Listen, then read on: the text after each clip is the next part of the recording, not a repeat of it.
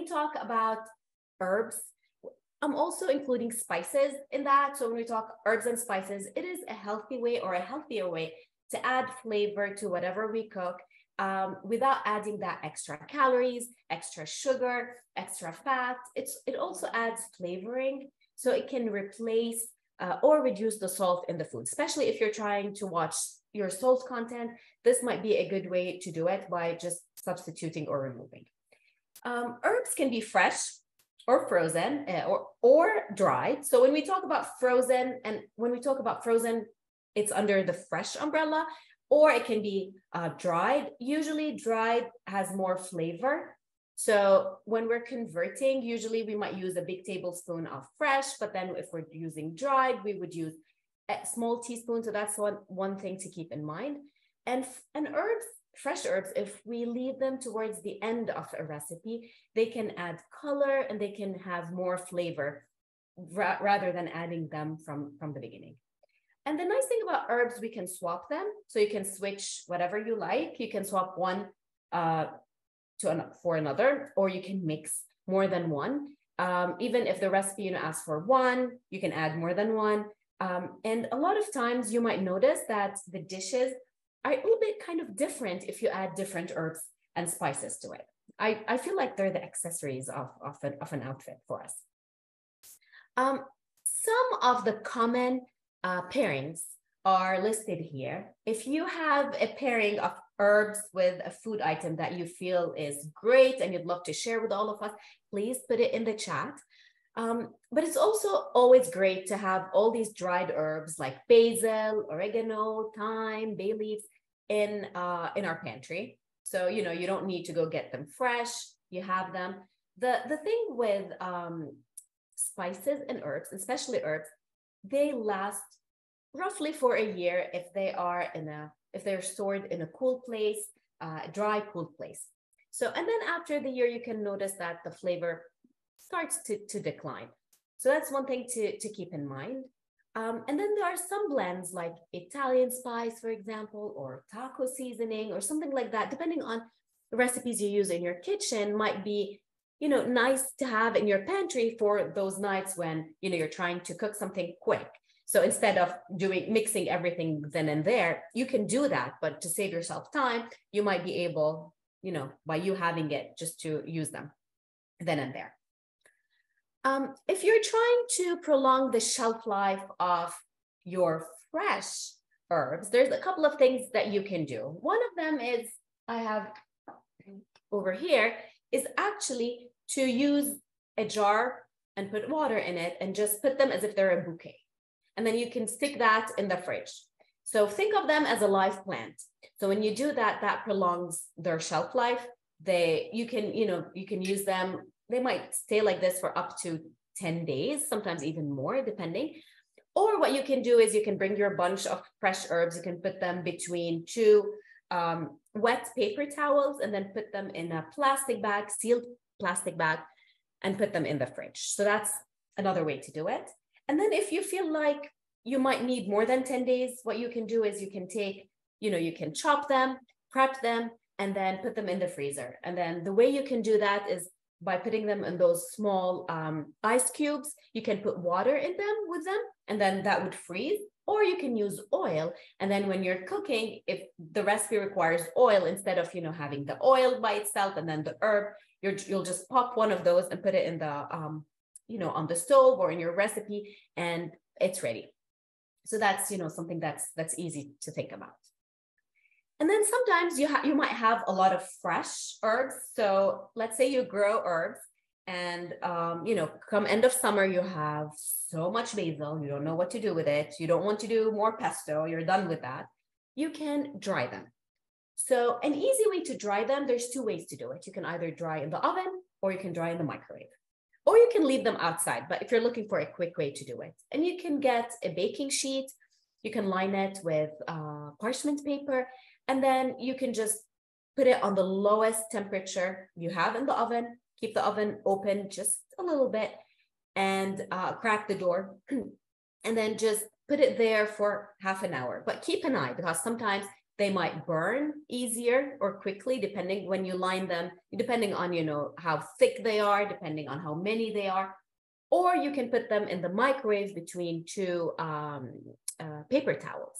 Same thing, you put them on the highest setting for 45 to 60 seconds, but watch out for, if you smell something burnt, or, they might dry quicker than you thought, you can stop it. So just keep an eye on it, but that's an easy way to do it. And then you can just put them in containers, sealed, sealed containers. You can keep them as a whole leaf, or you can turn them into a powder and then just put them in your pantry, and they're good for 12 months. Now, talking about growing your herbs, I feel like growing herbs is a good introduction to gardening. They're more they're not challenging, let's say. And you can grow them indoors, or you can grow them outdoors. That's a nice thing about herbs. If you grow them indoors, you can do it anytime, because the temperature has nothing to do with it.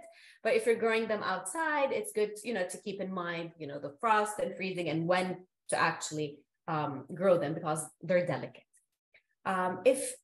If you use benefits, if you're eligible to use your SNAP benefits, you can always buy your seeds and seedlings using your SNAP benefits. So that's a good thing. And then when we think about herbs, they're great for small spaces. So, even if wherever you live, you can find a way to grow herbs. If it's outdoors, you can grow them in containers, on your stoop, on your patio, in your ground. So it's an easy, way to grow them. And if it's indoors, you can grow them in containers with potting mix. And then, just make sure to keep that soil moist, not soggy, and right by a sunny window, and they will give you very nice herbs for a long time. And then some people also add fertilizers to them indoors as well. So just to, make them stronger. And any herb you can think of, you can grow indoors. But there's one important thing to keep in mind. If you buy seeds, just make sure you read the back of the packet, because usually it gives you ideas on the needs of the plant, the spacing when you're growing them, how much sunlight they need, what's the perfect temperature, water, all of that. That would just give you a better chance for a successful plant. And then think of ways to grow plants together. So herbs, you can grow them with vegetables that go great with them. So for example, you can do basil with tomatoes. They're both summer, plants in a way. You use them a lot in similar, in dishes together. So that's one thing to keep in mind. And then I don't know if you've ever noticed, I'm trying to see if my basil plant has it, but it doesn't. You know how sometimes the herbs, they have some flowers on top. They might, have their own flowers, because they're plants, right? So it's always good to trim or remove that flower, just to make sure that the plant is still producing more leaves, because we need the leaves in this instance. And with that, let me see. Yes, we're going to move to our cooking demonstration. We have 3 recipes that hopefully are very quick, very versatile, and you can use any herbs you have, fresh, dried. It doesn't matter. So I'm just going to stop my sharing at this point and turn my other camera. Any questions so far? We don't have any questions, but we've asked what herbs people do use in their cooking. Mm-hmm. And we heard that my colleague Piali uses a lot of cilantro and basil. So we'd love to hear what herbs other people use in cooking. If you want to type those in the chat, we'd love to hear from you. So the first recipe, I'm just pulling out my recipe, is a vinaigrette dressing. And the nice thing about this dressing, you can, keep it in your fridge, so you can prepare it ahead of time, put it in your fridge, and you can use any jar that you have at home. So you can start by either using a lemon or vinegar. So even if you don't have, lemon, you don't need to go get that. So you need 2 tablespoons of lemon. That's our start. And the recipe is forgiving, so you don't have to be extra super precise. But usually half a lemon would give us that. And then we're going to add 3 tablespoons of oil. of olive oil. And again, if you don't have olive oil, you don't have to get olive oil, but olive oil usually gives a good flavor, especially if it's, extra virgin. And then we're going to add a small teaspoon of honey.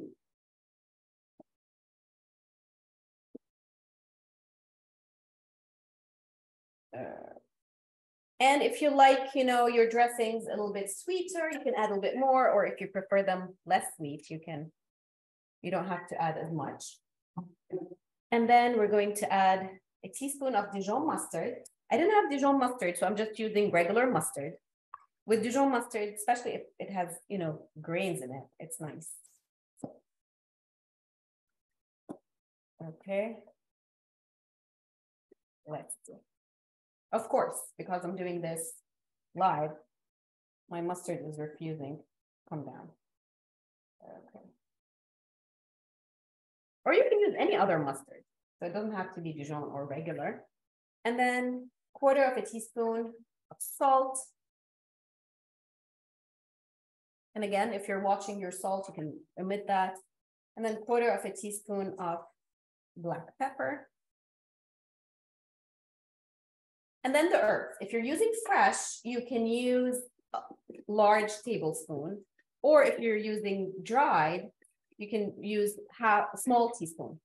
And I'm using, this is herbs de Provence. So it's French. Basically, it has a lot of thyme, marjoram, things like that. And although the recipe says 1, that's almost 1.5. I like the flavor of it. So, and that's it. You can just scrape that off. And then a good stress reliever is actually shaking that jar. Or if you have a child, they can do it at home. So they can participate. And that's it. So that's our dressing. That's the first thing. It's very easy. You can put it in the fridge. You can use it. And I know some people that use this as a marination for their chicken as well.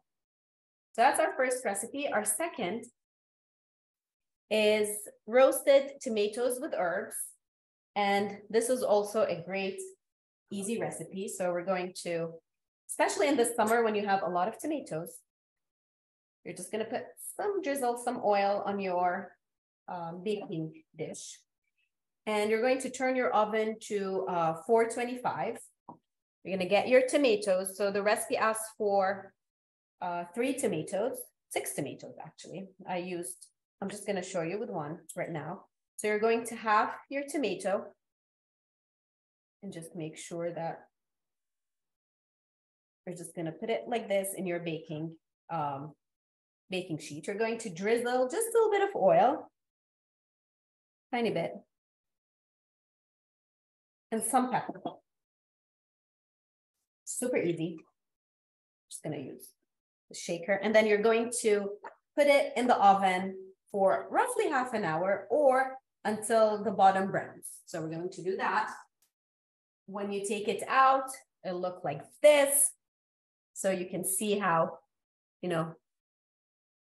cooked it is. And then we're going to make a mixture that I've prepared ahead of time, which is garlic and fresh herbs or dried herbs. So the recipe asks for parsley, for dried parsley, but I had basil. And this is from my own basil that I've had in the summer. So I dried it. So I just mixed it there, put the remaining oil on it. And then you're just going to put it on your tomatoes. And this is fresh Parmesan cheese, but if you don't have fresh, you can also use, the jarred ones. That works. So I'm just going to put that, and then we're going to put it in the oven for 10 more minutes. Once that's done, it'll look like this. So this is a great, it can be a side, it can be an appetizer. That's my snack. That's what I told you that I have snacks. So that's it. It has very nice flavors. It's light, and the house smells amazing from it. And then for our third recipe, which is, I prepared part of it. So this is our Italian veggie soup. Although I'm saying Italian veggie and the first thing you see is meat, that's kind of, you know, counterintuitive. But you can use ground meat, you can use turkey, chicken, beef, or you can omit the meat altogether because it has beans as sorts of protein. But this is the recipe, so you can do whatever you like. So you'll brown a pound of your meat, and then you can add a cup of diced onions, half a cup of celery, and then it needed carrots. But I have a bag of mixed vegetables, so I didn't add the carrots. So you brown them, and then the recipe asks for different vegetables. But what I'm going to do is I'm going to show you the shortcut that I use. So this is the base. You wait on them until they're browned. So the recipe asks to do this in a separate pot and then move it into this, you know, like your soup pot. But honestly, I just do it in the same pot. It works. One less pot to wash. So in 1 can of beans, so whatever beans you have, the recipe asks for kidney beans, so you can just dump that. And then 2 cans of tomatoes with liquid. And then if you have your fresh tomatoes, you can do that for the summer, but that's perfect for right now, where you can, you know, when you don't have fresh tomatoes.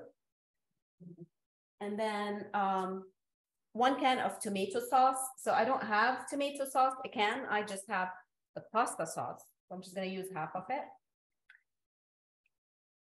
Let's see, give or take, so that works, okay. And then 2 cups of water. So the recipe asks for 2 cups of water, but then it also asks for 3 teaspoons of stock, like the stock, like a bouillon. Instead of that, I'm just doing vegetable stock.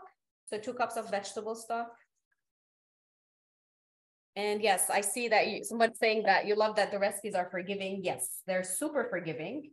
And you know, that's the last thing we want, stressful cooking, right? And no matter what you do, it'll turn great. And then for the last part, so the recipe asks for a can of beans, green beans, a can of, or a cup of corn. So what I did was I just calculated how many cups of all of that, and it's 6 cups. So I just got a bag of frozen veggies, and that's what I'm doing. So if you have vegetables, you can use whatever vegetables you have, or you can always have a bag of like frozen veggies. That works. And that's usually what I do right now, to be honest. Unless you find it therapeutic to dice and get those, you know, veggies ready for the soup. Some people do, so you can do that. So that's basically the soup. And then for the seasoning, we're going to use, you can use garlic powder, teaspoon of garlic powder, or 4 cloves of crushed garlic. So you can do anything you have, whatever you have. But if we're trying to make it the easy way, powder, I feel like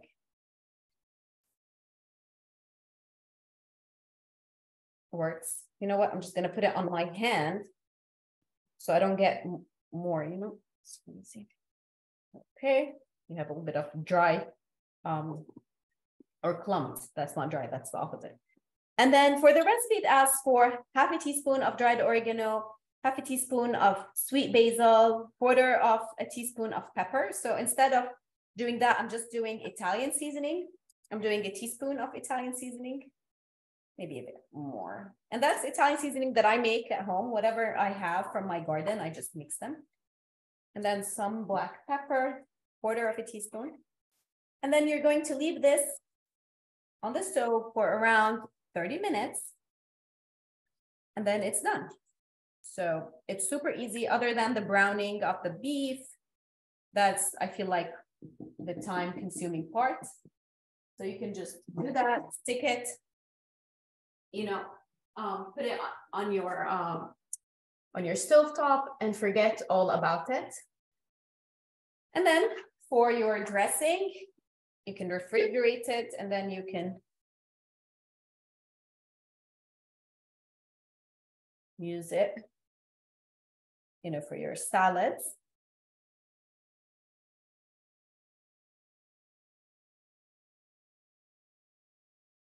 So this can be like a nice starter before you dig into your soup. Any questions? Any comments? You're also going to get some resources. Some of the resources, one of the resources is if something happens to your plant, how to deal with it. If, the leaves, there's something wrong with the leaves or something.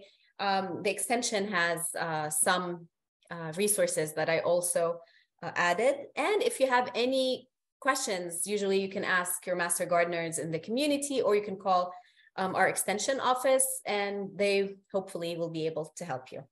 That's excellent. That looks delicious. We got a lot of comments on some people that like to cook with thyme, basil, parsley, and bay leaves. Another, Nancy says her favorite herb to cook with right now is oregano. Yum. So it looks like we have a lot of winning things. Everything looks very, very good.